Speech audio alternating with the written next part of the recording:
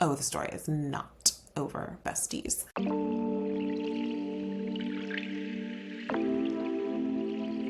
Hey, I am back once again to talk about some movies that I have a strangely gigantic number of feelings about, which is the Disney Descendants trilogy, which most recently had a spin-off movie called Rise of Red. I watched Rise of Red over the weekend and I thought that it was not very good. And so I want to talk about the original trilogy and how this new film doesn't quite measure up. The original 3 films are also extremely relevant to my interest because they are Kenny Ortega films, Kenny Ortega of High School Musical director fame, and he just so profoundly knows his way around a movie musical, having been in the industry for like 40 plus years, that another film that supposedly exists in this world that doesn't have his fingerprints on it pales in comparison for a variety of reasons. In addition to the themes missing from this new movie, there is also directing choices, choreography choices that just made me feel like Kenny would never. But I think to set the stage, the important thing to do is get an understanding of what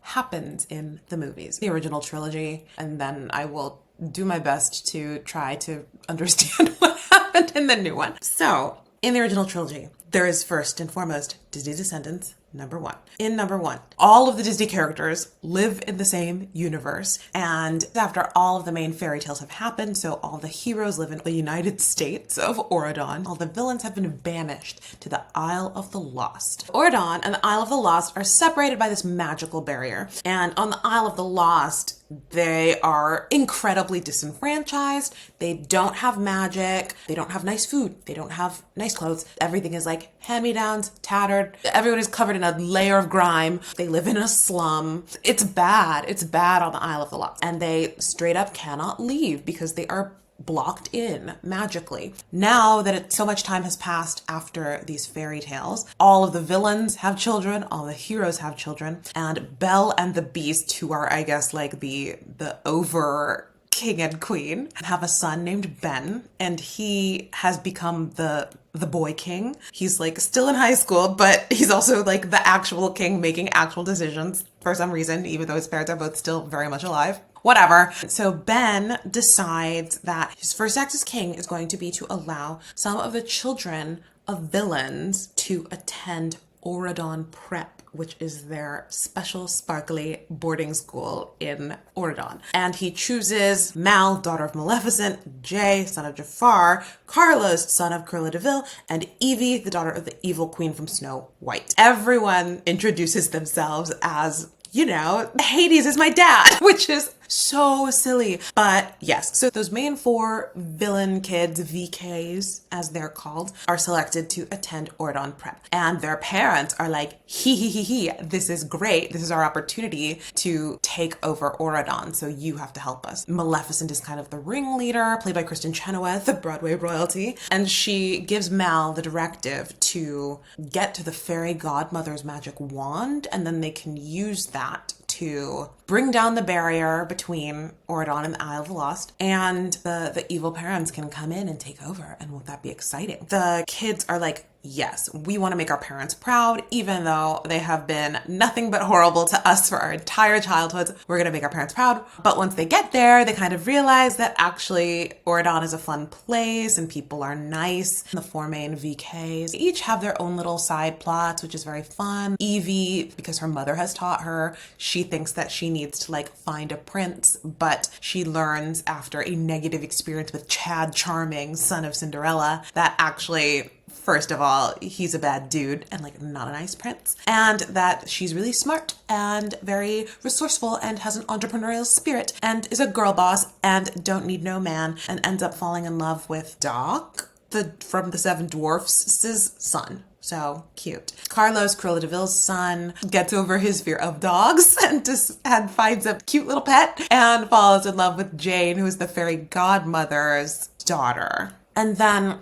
Jay, son of Jafar, played by Boo Boo Stewart from Twilight, baby werewolf Boo Boo Stewart from Twilight, dancing, slaying, joins a sports team at the school, playing an imaginary sport that seems like kind of like lacrosse if you had shields. And I think he also starts to flirt with Mulan's daughter. Maybe that happens more in the second one. But yeah, he likes sport. So they each have like their own cute little story in the Auradon world and decide to strike out on their own paths and embrace goodness and not just do what their evil parents want them to do. Mal figures out after much plot that the best way to get the magic wand is to get close to Ben the prince, who already has a girlfriend, Audrey, daughter of Sleeping Beauty, who very much has it out for Mal because Mal's mom and her mom were like mortal enemies. She has to get close to Ben, so she gives him a love potion and makes him fall in love with her. And then she actually starts to catch feelings for him because of course she does. He's a very nice boy. Starts to question her mission. Finally, it's coming up on coronation, which is when the magic wand will be out and available for snatching. And she confesses to Ben that she spelled him. He reveals that he figured it out very early on and swam in a magical lake to reverse the spell. But I actually like you for real now. And she's like, I actually like you for real now too. But then when the coronation happens, when the magic wand is out, Mal grabs it because she is still thinking about trying to make her mom proud. Does the spell, brings down the barrier. Maleficent shows up.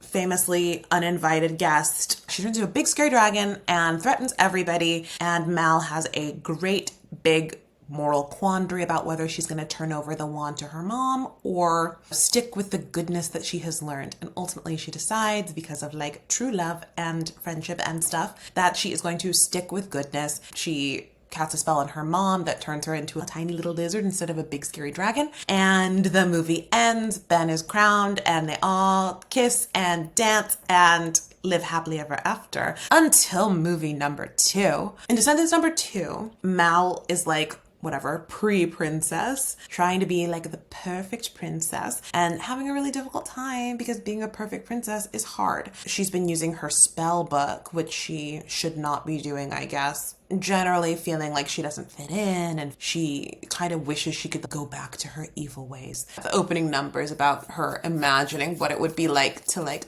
bring evil to Auradon, and it's a banger. And I think the wish to go back to her evil ways is really just coming from that place of insecurity and not fitting in. It comes to a head at some little romantic dinner she's having with Ben, where she's made all of the food from Be Our Guest with magic. And then finally, Ben realizes that she has been using spells to be a better princess. And he tells her she doesn't need to do that, and they kind of snap at each other a little bit, and she decides she's going to go back to the Isle of the Lost and leave Auradon. So she goes, and then is really sad. And whilst she has gone, we also discover early in movie 2 that Uma, daughter of Ursula, pirate baddie, besties with Gaston's son and Captain Hook's son, Harry Hook, who is I would say canonically and also just like very obviously the horniest character to ever appear in a Disney Channel original movie. Harry Hook,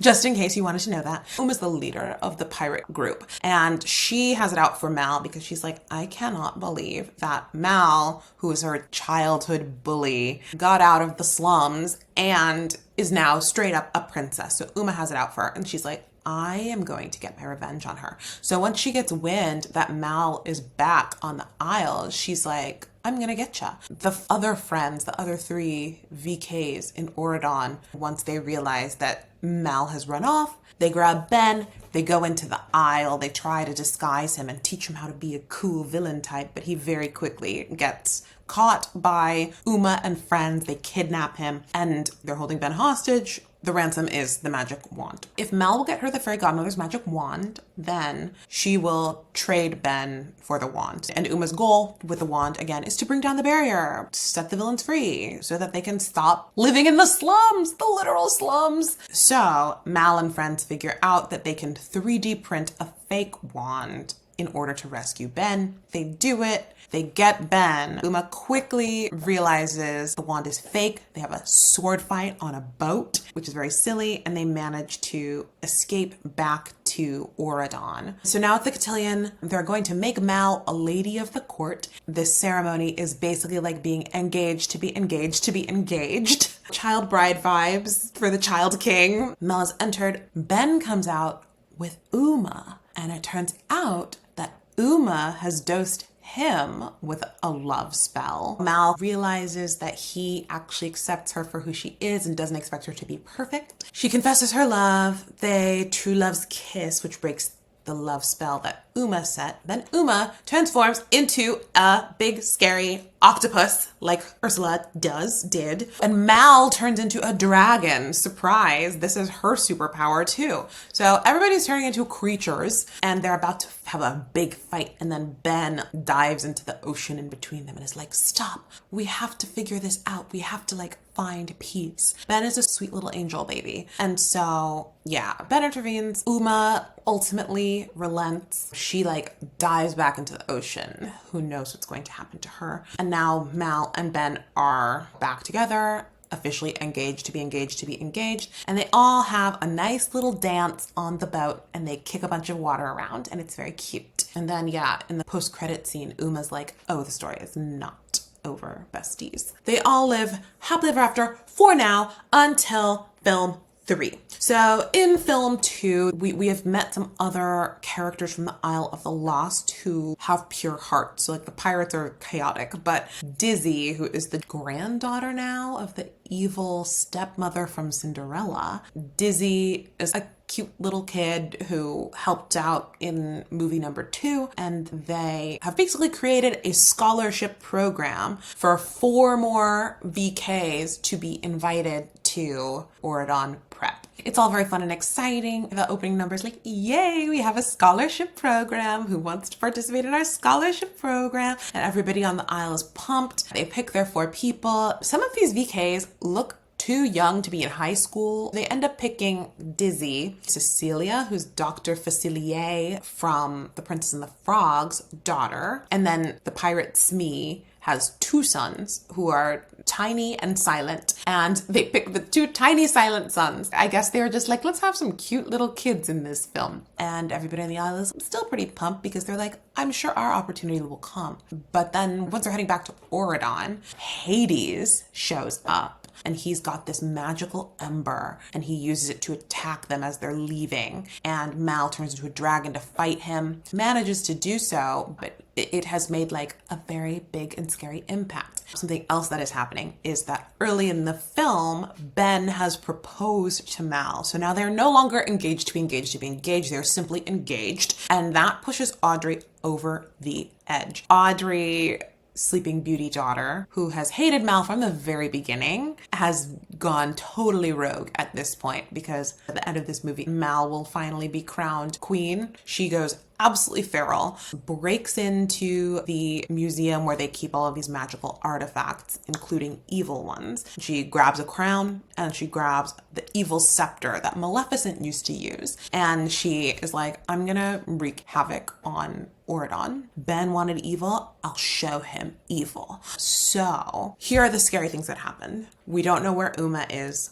Hades just tried to attack us, and then we just get word that the scepter and crown have been stolen from the museum, and Mal is like, okay, even though we've been talking about bringing over more VKs, I think for everyone's safety, we have to close the borders. Obviously, like, closing the borders is really sad for everybody. It's bad for the people on the island. It's also bad for like the handful of island kids in Auradon who will never get to see their family again. Very sad. And everybody is feeling very conflicted about it, but like, if anybody in that room was gonna stand up for the Isle of the Lost, it would have been Mal, but she is also freaked out by everything. So, yes. So then Audrey appears, she curses Mal, turning her into an old crone. And now that Mal knows that she has the scepter, she's like, well, the only thing that can fight the scepter is Hades' ember. And so they head off to the Isle. The hag spell is very quickly broken because magic doesn't work on the Isle. So congratulations. Mal sneaks into Hades' lair to get the ember, and we learn that Hades is actually her dad, her absentee father, Hades. Hades is played by Broadway's Cheyenne Jackson, which is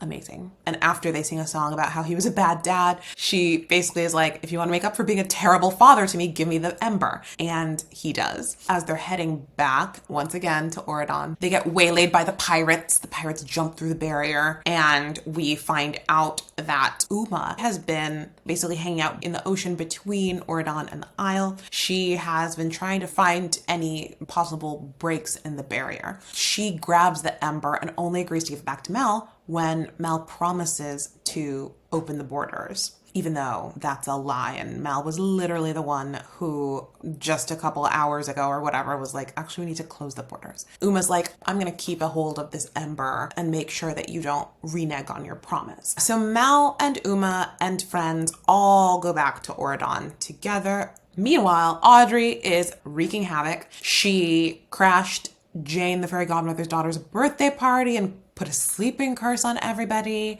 Jane manages to escape from the birthday party by diving into the Enchanted Lake, Chekhov's Enchanted Lake. 3-movie payoff, slay. And Jane manages to warn Ben. Audrey confronts Ben. She promises that she will reverse the sleeping spell if Ben will marry her. He refuses. She goes even more rogue than she's already done. She turns Ben into a beast. She starts turning people into stone. Yeah. Mal and Uma are vying for leadership of their motley little crew, their uneasy alliance. And once they see that people are sleeping and being turned to stone, they're like, whoa, okay, we have to work together. They fight some suits of armor by dancing about it. They eventually find Ben in the woods as a beast. Jane shoots him with a water gun of Enchanted Lake water to break the beast spell, although he still has a beard and sharp teeth. Slay. Mal and Uma have made amends and been like, okay, we're a pretty good team. Uma has given Mal the ember, yay. But then as they are getting closer and closer to confronting Audrey, everybody's like, okay, so we'll just beat Audrey and then everyone will live happily ever after in the United Isle Auradon combo place. And Mal is like,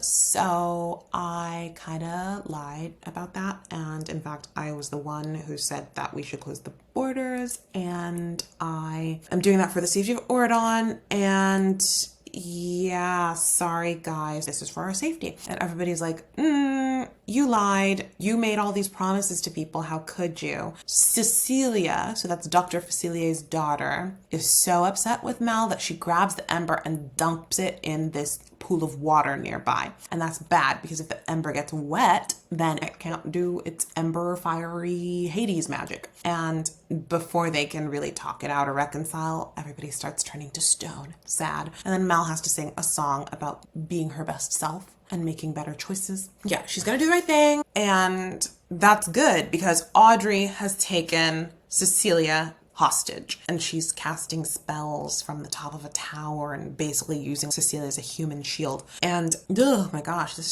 so much that happens in these movies. And then Mal confronts her, turns into a dragon, tries to use her dragon fire to light the ember. It doesn't work. Uma appears and sees the battle going poorly and decides to help Mal anyway. So she helps her relight the ember. She successfully uses the ember to defeat Audrey, and then Audrey passes out. She's comatose, but all the other spells are broken. Everybody's fine. Nobody's stoned anymore. So the last remaining problem is that Audrey is comatose, and the team decides that they do want to help her, so they ask Hades to come and use the full power of the ember to revive Audrey. He comes in and he's like, wow, y'all, guess you really do need us. And isn't it interesting how when one of the good guys goes rogue, you just assume it's a lapse in judgment. But when one of the villains does one bad thing, they're written off forever. Points were made. And so he helps Audrey and,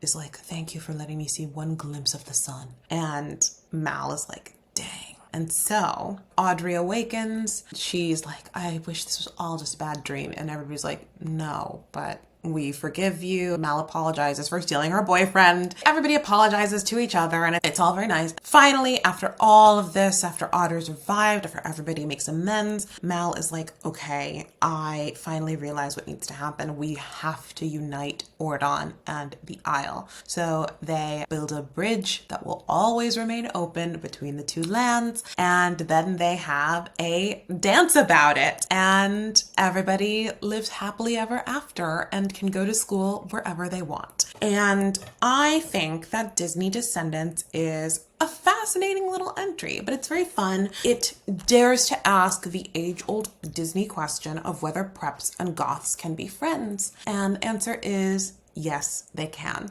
So explicitly, the movies are kind of all about how everyone has both good and evil in them, and that you cannot prejudge. After doing a deep dive into these films, the themes that I think are most important from the original trilogy are, there's some class stuff.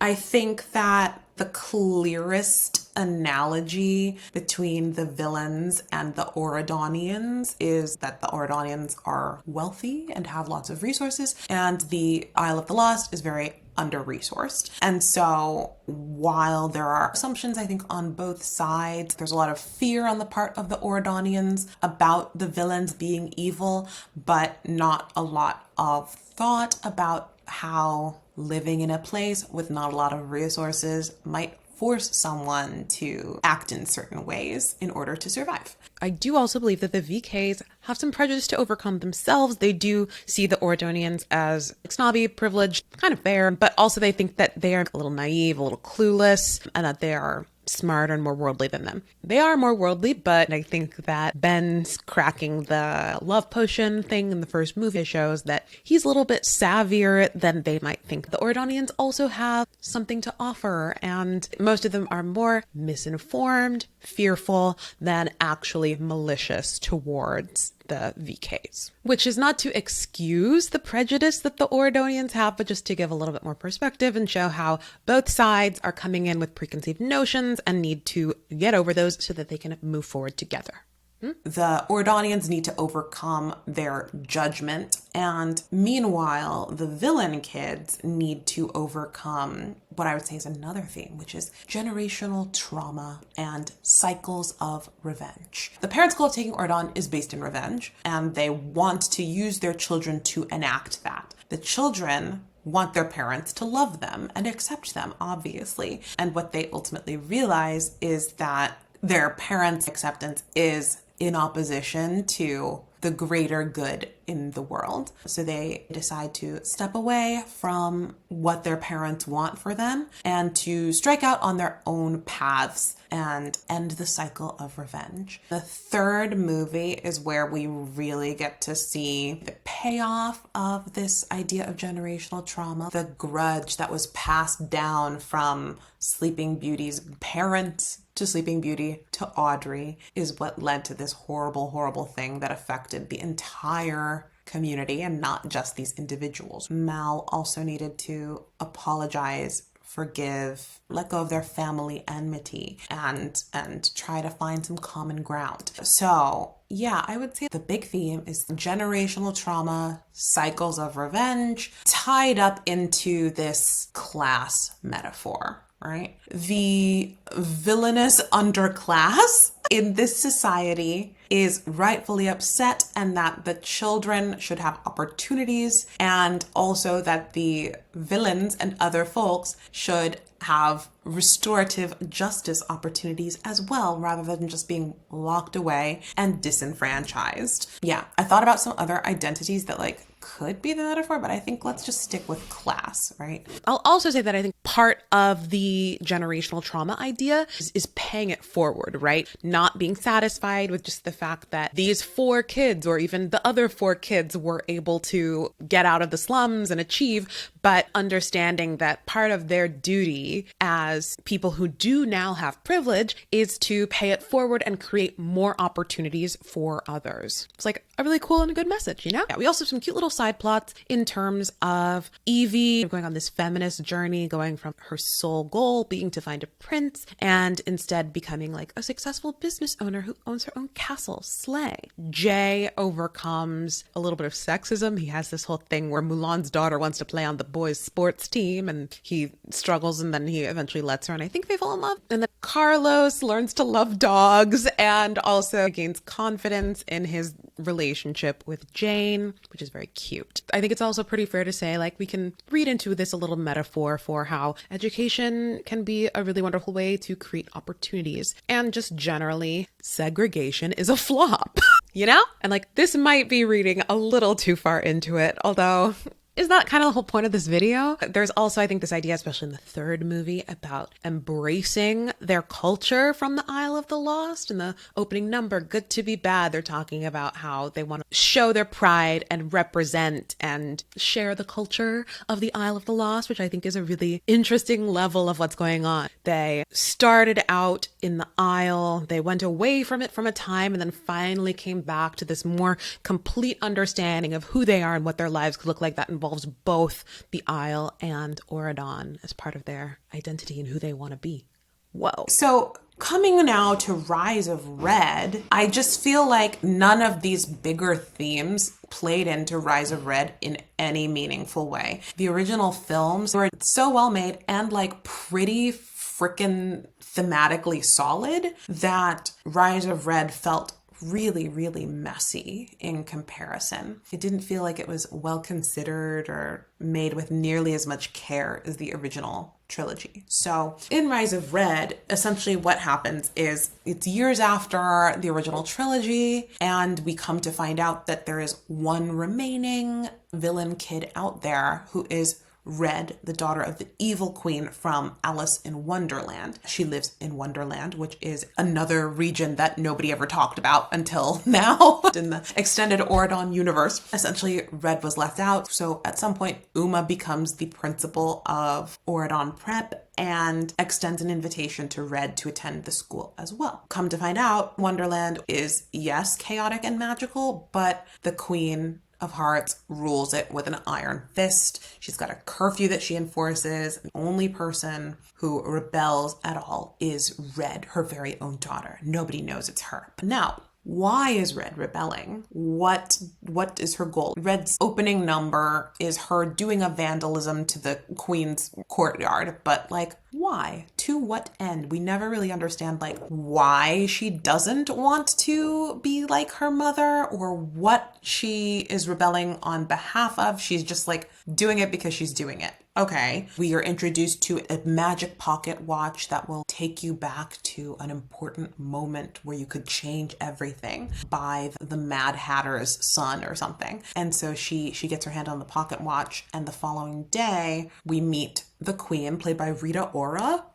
So random. And she is upset at the vandalism that Red did, and asks Red to sentence the guard that allowed the violence to happen. And the Queen really wants her to say, off with his head, but Red won't do it. And she's like, oh, you're such a disappointment. But I think I just have to go on record as saying it was Red's fault if she condemned that guy to be literally beheaded. It would have been entirely her own fault, and she should have felt really terrible about it. So yeah, that is another thing about this film. I feel like in the other ones, all of the violence is very cartoony. Like, oh no, this living suit of armor is coming towards me. But there's not really ever a sense of like danger or like actual capital punishment. And Rise of Red said, no, don't get it twisted. Capital punishment does exist in this world. It's wild. And so Red is like refusing to send to this guy. Her invitation appears. Red doesn't think the Queen is going to accept. Red is like, my mom would never let me go and live anywhere away from her and be out from under her thumb, even though we haven't really gotten to see why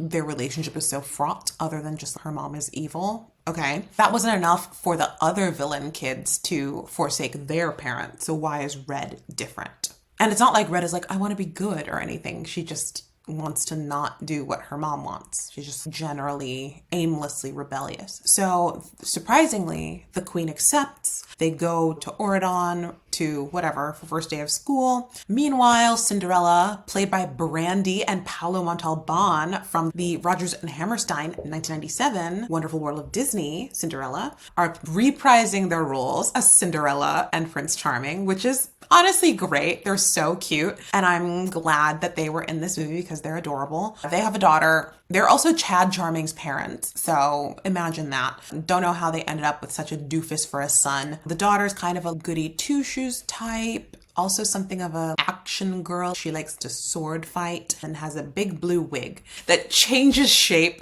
constantly throughout the film. Funny. She's uptight. She's a perfectionist. And on this first day of school, the Queen of Hearts, after listening to Uma do a speech that's basically her What's My Name song, which is a sleigh. The Queen of Hearts throws a bunch of cards into the air, and the cards turn out to be soldiers, and she stages a coup at the school orientation day. The little card men take over the town and capture Cinderella. They've implied that Cinderella and the Queen of Hearts had some kind of historical beef, like some prank that was pulled on the Queen of Hearts in high school when they all went to Oridon Prep together before the Isle and Oridon were split. So the Queen of Hearts has beef with Brandy from high school. And so once she enacts the coup, she also is like, I'm capturing you, Brandy. How dare you be insubordinate to me? And also I want revenge on you from high school. And she forces Red to give a sentence, and Red says off with her head this time. Why? I don't know. She just does. And then Cinderella's daughter gets up to fight Red. In the ensuing tussle, they both get time traveled back to when their moms were in high school, when Oridon Prep used to be Merlin Academy, a unified school for kids of all backgrounds. But apparently all the hero children are still heroes, and all the villain children are still very villainous. They just all go to high school together. So they meet their moms when they were young, and Cinderella is in her peasant era and seems unusually gritty when the daughter is used to seeing her mom as a perfect princess. And the Queen of Hearts young self is actually really nice and just like giving out cupcakes to everybody. And the inciting past incident is when a bully, Uliana, Ursula's younger sister, played by Darnedest from High School Musical, the musical, the series, who is fantastic. Uliana steals the cupcakes, eats a bunch of them, turns into a flamingo because the cupcakes are enchanted to turn everything pink. And because she took too many, she turned into a flamingo. That's a side effect. And she declares revenge on the Queen of Hearts, who is just a sweet, nice girl. And so they are like, oh, okay, Uliana must be the one who does the prank that turns my mom evil. The Castle Coming dance is coming up, and they're like, probably the prank happened at Castle Coming. It's giving Carrie. And so they're like, we got to stop the prank before Castle Coming in 3 days, whatever. So they follow Uliana. They figure out her plan, which is that she wants to basically make a cupcake that turns the Queen of Hearts into an ogre this time. And they realize that they need to get a spell book to stop her. They figure out that the spell book is in the principal's office, and at that point, Cinderella's daughter is like, oh, well, we should just tell the principal what's going to happen. Surely he'll believe us and stop them. And Red is like, no, we need to sneak into the office and get the book because that's what Uliana is going to do and we have to head them off. And so they part ways, and Cinderella's daughter goes to hang out with her young mom again. And Cinderella gives her some advice, which is kind of chaotic, which is that sometimes you have to get your hands dirty to do the right thing, and actually morality is gray. It's not black and white, which is a fascinating concept to put into like a cute little song in a Disney Channel original movie. The daughter is like, you should never steal. And Cinderella's like, what if the person stealing has a family to support? Which, not no, but what a confusing thing to introduce to your film. Whatever the case, Cinderella's daughter decides that she is in fact going to help steal the book in order to prevent Uliana from getting it. They sneak into the principal's office. A silly little action sequence happens that's like security stuff. And just as they get the book, finally, Uliana walks in and is like, thank you so much for doing this for me. She grabs the book. She opens it. It turns out there's a spell on the book because the book should not fall into the wrong hands. That freezes Uliana and her goons. And then Red and Cinderella daughter get the book. Red is able to, whatever, she like believes in the good in her own soul and is able to open it or something. Confusing. With no negative consequences. So Uliana and the goons get caught, and Red replaces the cookbook and they go back to the present. I really thought we were going to be able to see Castle Coming, but I guess not. Apparently hiding the book and making sure that the villains get detention is the only thing that they needed to do in the past. I also thought that maybe the Queen of Hearts would have beef because Cinderella did something to her. And I thought it was going to be actually Cinderella wasn't that nice in the past. And that's the generational trauma we need to heal. But that wasn't it either. She just decided to kill Cinderella for fun. I don't know. Like, why wouldn't she have had more beef with Uma, actually, since Uma is the one who is the actual relative of the person who actually did the bad thing to her. It's just confusing, right? So they go back in time and everything looks the same, and it's like the Queen of Hearts is still there and she's got her cards going, but this time she throws the cards into the air, and instead of them turning into soldiers and staging a coup, it turns everything into hearts and flowers and bubbles. They're all dancing and enjoying the hearts and the pink bubbles and everything. And Uma does say in the final scene that messing with the fabric of time can have dangerous consequences. And that's where the film ends. And it's like, this is the end of the story, which is what they love to do in the original ones. I feel like Red, even though she was supposedly the main character, she didn't really change or grow in any way, and you never understand why she's rebelling against her mom or why she decides to do what her mom wants her to do at any point in the film. Maybe the theme is about bullying, I guess, but again, the bullying thing just felt like completely separate from what we saw happen in the present. Like, it would have made more sense if Cinderella had been a bully, and that's why she was targeted during the coup. Or if Uma was targeted during the coup, since Uma's aunt, I guess, is the one who was originally the prankster. And it's also just like wild to me that they never show the castle coming dance. That feels ridiculous. Like, why would you talk about this great big event and then not have it? In all the other films, they have a great big event and you actually get to see the big event. And this one, they didn't even try. They also introduced this looking glass device where they can see back into the future, whether what they've done worked. And they used it like once and then never again. The plot just feels held together by duct tape, paper clips, and chewing gum. I wouldn't be surprised if the script changed a ton over the course of creating it. And it seems like they just had actors record lines after the fact to try and fill in the gaps. Editing wise, it seems like a lot of stuff ended up on the cutting room floor. There was a lot of ADR, like voice replacement, and it just felt so weird. The wigs were very silly, very wig looking, very synthetic looking. I also found the sets to look really flat and two-dimensional. It just really looks like a tiny little sound stage, and things felt somehow both small and empty. Whereas in the original trilogy, it felt like there was a real filled out world that existed beyond what you could see on the screen, if that makes sense. The sets just kind of looked a little cheap, phoned in. It's a bummer, but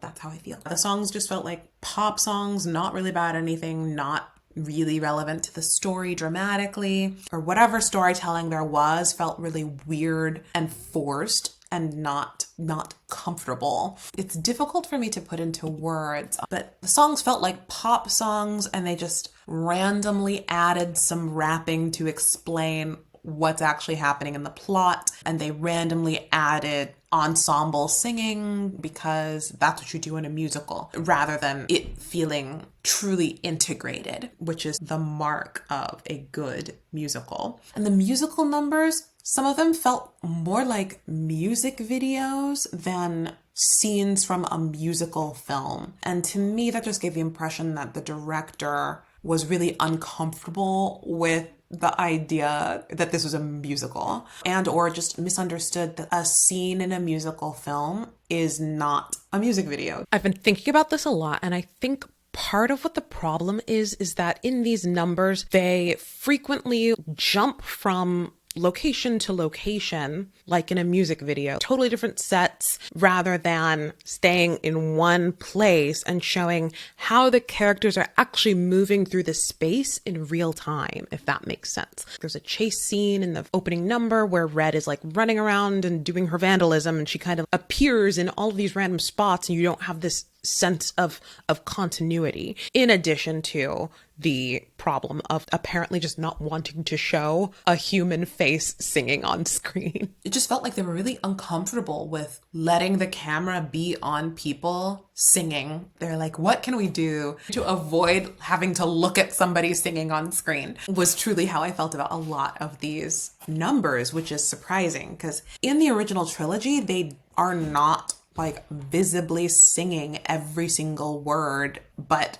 those numbers still feel so much more dramatic, so much more connected to the story, connected to the characters. The ensemble is telling the story. They're not just dancing because we decided we needed a lot of people to be dancing in this scene. But really, I think the biggest thing is that the film as it is feels so thematically different from the original three. The cycle of revenge, the generational trauma, the class stuff isn't really there in this one. Wonderland does feel like a fascist nightmare, but not for like class reasons. Even just on the surface level theme of everybody has good and bad in them, that doesn't appear anywhere in Rise of Red. I guess there's the idea that someone can change from being nice to being mean, but you never even see that moment or the potential for that moment happen on screen in any meaningful way. And I do think this idea really does show up in the original trilogy. Like the characters are so dynamic and you really feel the stakes in the original films in an emotional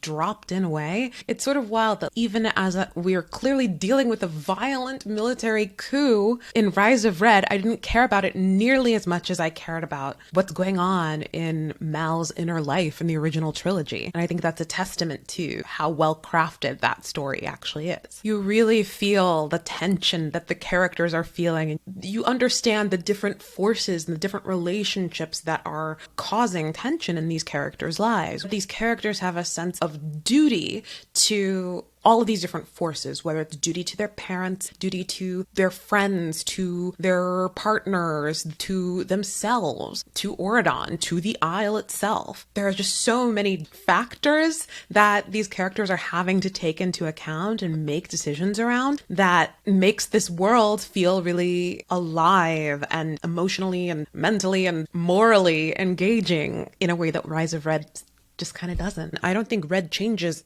at all. She wants her mom to change and succeeds in making that happen without ever actually having any meaningful conversation with her mom at any point. The Cinderella character, I guess, learns to accept gray morality, but like that just doesn't really feel like what this movie was actually about. I didn't care about or understand Red's relationship to her mom or why she was doing anything she was doing at any point in the film. Are there scenes on the cutting room floor that would have explained this better? Maybe. But other than the Queen of Hearts is very controlling and wants Red to be like her, you don't get any more meaningful insight into their relationship. It just didn't feel nearly as meaningful as the plot that happened in the other one, where you see the characters' motivations change from wanting to please their parents to independent thinking. In this one, the second you meet Red, she already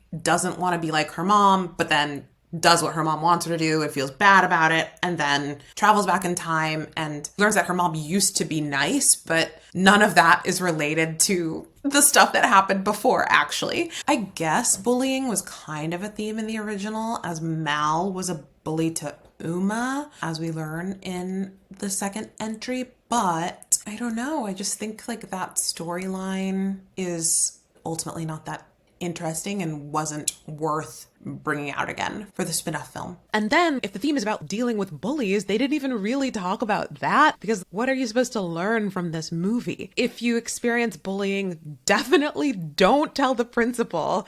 Do espionage and like, I don't know, see if you can get the bullies caught in the act somehow. I just really don't get it. And obviously, I don't think these movies need to have specific directions for how to handle a situation like this, because it's about fairy tale creatures. But I just feel like this movie doesn't really succeed at any of the things it's kind of gesturing towards trying to do. And just to be 100% crystal clear, none of this is to say that this film needs to have the exact same themes as the other films, but this series has set an expectation that the film will have some kind of message, and it just seems like Rise of Red really, really doesn't. Some pitches that I think would have been thematically clearer in Rise of Red would be if maybe she finds out that the Queen of Hearts' mother was also a problem for her. Red spent barely any time with her mother in the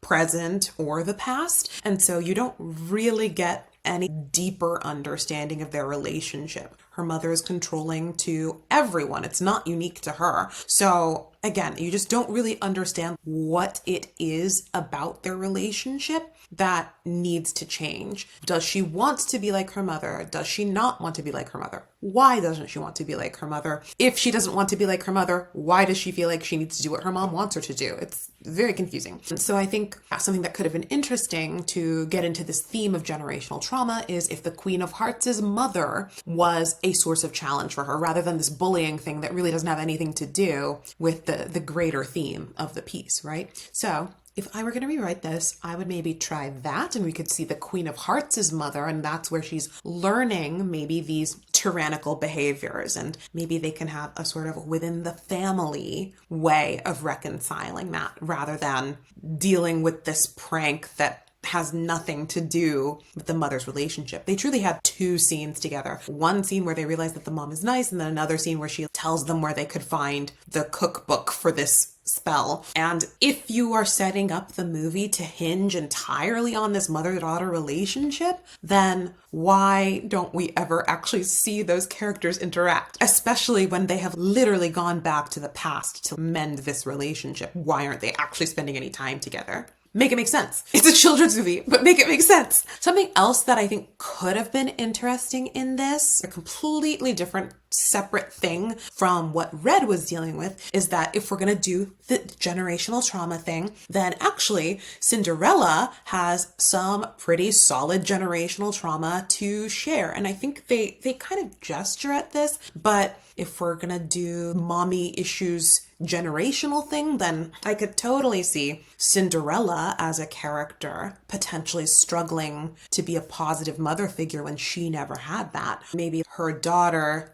seeing her mother's struggles with the wicked stepmother, like straight up abused by her stepfamily, could have been a really meaningful story too. Maybe Cinderella's daughter is the rebellious one, and for whatever reason thinks her mom has a perfect life even though it's Cinderella. And then that could have been a story. But I understand the impetus to not want to make the Cinderella character anything less than a perfect, beautiful mom, but just something within the families, within the lineages, I think is actually really important to the world of Descendants. Like, it's literally called Descendants. So those are my pitches. Just something like that to really get at the family stuff, because that is what I think is at the core of the Descendants world and the Descendants story. Not all films in this series need to have themes, but I do think if you are moving beyond the idea of family and the impact of how you grew up on the person that you become, then it just kind of becomes like a goofy sandbox of Disney references just for funsies, which is not that funsies for me, a grown-up lady who's too old to be watching these movies. So yes, I hope you enjoyed overanalyzing these films. These films like mean a lot to me for some reason. And I just wish that the new one was able to recapture the magic. Sadly, I don't think it was. I thought about these movies a lot over the years, and it was fun to revisit them. I like to talk about movies and TV and other things like that on this channel. I also like to talk about creative careers. I put out videos every week on Tuesdays, so if this was fun for you, like, subscribe, leave a comment. Did you like Rise of Red? Did you not like Rise of Red? Do you even know what I'm talking about? Are you like, why are you a fully adult lady watching these movies? Because I love culture and I love Kenny Ortega. My brain is kind of scrambled from these movies, so I'm gonna go. Bye!